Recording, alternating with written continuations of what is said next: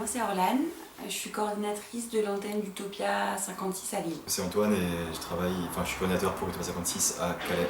Utopia 56 c'est une asso qui s'est créée au moment du Grand Bidonville à Calais.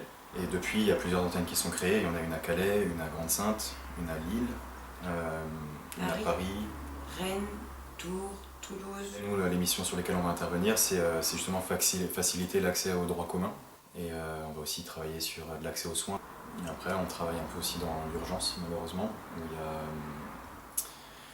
la situation est telle qu'on doit pouvoir aussi distribuer du matériel, on doit pouvoir être présent 24h sur 24, 7 jours sur 7. Du coup, Utopia est financé entièrement par des dons privés. On mène les actions qu'on peut avec le budget qu'on a. En ce moment, ils sont en train de lancer une campagne de crowdfunding pour distribuer des tentes, surtout que l'hiver arrive et qu'on n'aura rien à donner aux gens à part une couverture.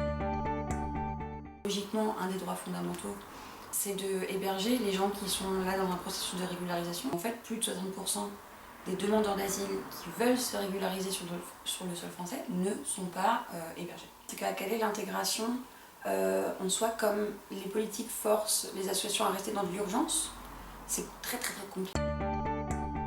Grave. Le bénévolat déjà, rien que ça.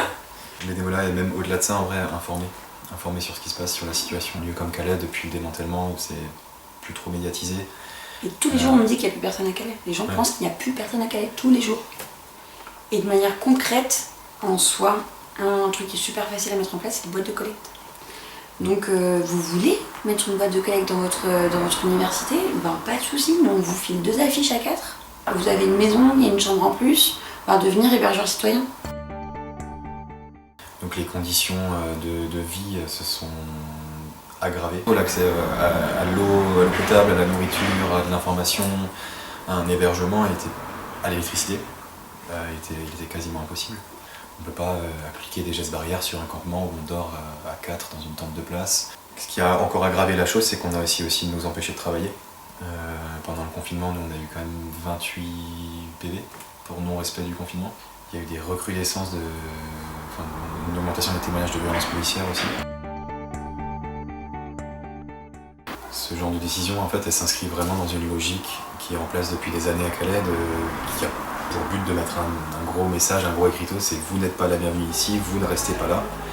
Et par quoi ça passe? Ça passe par rendre les conditions de survie les plus difficiles possibles pour que les gens s'en aillent, ne restent pas. Le juge statuera lundi soir ou mardi. Quoi qu'il en soit, si la décision est annulée, ce ne sera même pas une victoire, ce sera juste quelque chose de normal, je pense.